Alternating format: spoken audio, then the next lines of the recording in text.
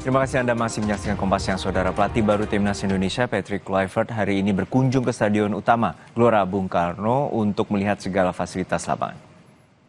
Patrick tiba di Stadion Utama GBK pada pukul 10:30 waktu Indonesia Barat. Mantan pemain Barcelona ini langsung masuk stadion dengan melihat sejumlah fasilitas, mulai dari kualitas rumput, tempat tunggu atlet, hingga kapasitas penonton.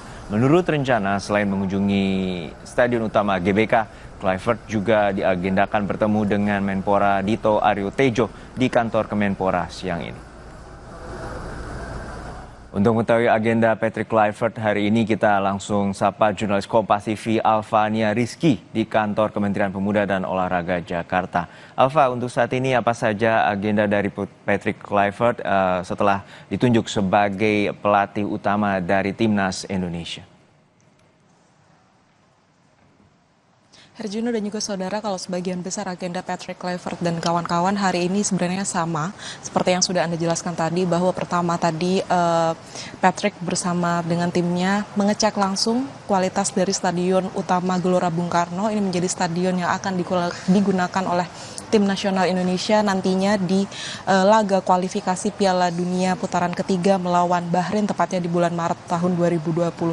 Tentu saja Patrick harus mengetahui seperti apa kondisi lapangan, fasilitas yang ada di Gelora Bung Karno, dan seperti apa ia harus menyiasati teknis yang harus dilakukan oleh para pemain timnas Indonesia dalam menggunakan Gelora Bung Karno, karena kita tahu kualitas lapangan dari Gelora Bung Karno ini beberapa kali sempat mengalami kritik dari negara lain terkait dengan kualitas lapangan, rumput, kondisi tanah, dan lain sebagainya. Hal ini yang harus dipastikan oleh Patrick Kluivert dan juga kawan-kawan untuk kemudian kalau memang ada yang harus diperbaiki, harus segera diperbaiki menjelang 2 bulan melawan Bahrain di laga kualifikasi putaran ketiga Piala Dunia 2026 ini. Selain itu juga, seperti usai dari mengunjungi Gelora Bung Karno, Patrick kemudian akan bertemu Menteri Pemuda dan Olahraga Dito Aryo Tejo. Infonya ia akan melakukan audiensi, walaupun memang belum diketahui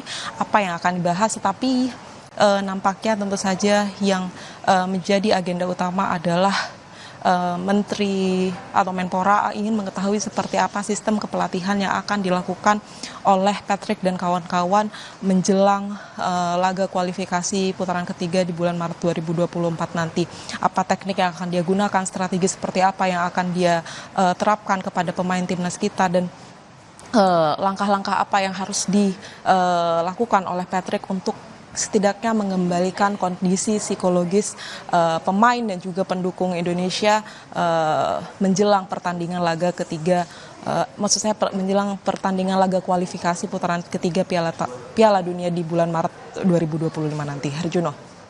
Iya, Alfa, kita mengetahui bahwa ini merupakan misi besar dari PSSI dan juga harapan dari pencinta sepak bola di tanah air untuk Indonesia bisa lolos di Piala Dunia. Lalu seperti apa strategi dari Patrick Kluivert untuk mengemban tugas utama sebagai kepala atau pelatih timnas Indonesia? Ya, tentu saja harapan besar ditaruh di pundak, atau beban besar ditaruh di pundak Patrick Kluivert dan kawan-kawan menjelang laga kualifikasi ketiga, kualifikasi Piala Dunia ketiga ini melawan Bahrain dan juga Australia dalam waktu dekat. Ia harus setidaknya mendapatkan poin untuk kemudian bisa memastikan posisi Indonesia lolos di kualifikasi putaran ketiga Piala Dunia 2026 ini. Kalau Patrick sendiri menyebutkan ia menargetkan poin setidaknya 4 poin di 2 pertandingan melawan Bahrain dan juga Australia, yaitu setidaknya seri melawan Australia dan juga menang melawan Bahrain. Tetapi tentu saja target utamanya adalah menang di kedua pertandingan tersebut, kemudian mengantongi 6 poin untuk kemudian bisa memastikan posisi Indonesia di peringkat kedua di grup C untuk kualifikasi Piala Dunia ini. Tetapi tentu saja nanti latihan-latihan harus segera dilakukan dalam 2 bulan ini, karena beberapa hal yang harus dilakukan Patrick selain mengembalikan kondisi psikologis dari pemain dan juga pendukung timnas Indonesia, ada beberapa hal dari Patrick yang ia harus segera perbaiki begitu di timnas Indonesia, baik itu dari rekrutmen pemain, baik itu pemain lokal maupun pemain naturalisasi, karena kalau disebutkan oleh Patrick kemarin malam ia juga sempat bertemu dengan 5 orang pemain lokal untuk kemudian bisa mengetahui apakah para pemain ini bisa dipastikan bergabung di tim nasional Indonesia.